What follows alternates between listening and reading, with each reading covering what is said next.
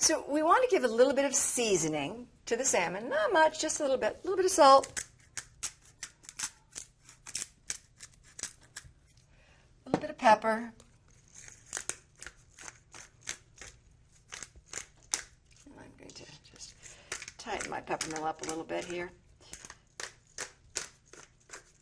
And I'm putting a little bit of paprika, and you may be wondering why I'm doing that, but just going to give a nice little tiny bit of color to the top of the crab mix. There we go. A little more here.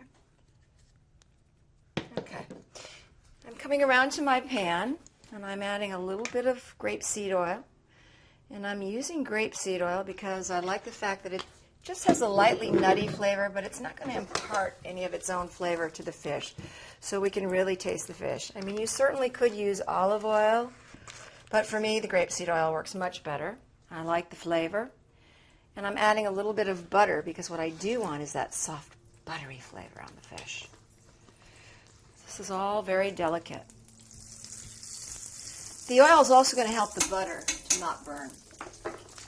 Milk solids in the butter tend to brown, and we want to keep this nice and light. I'm going to set my first piece of fish into my pan, and my second piece of fish.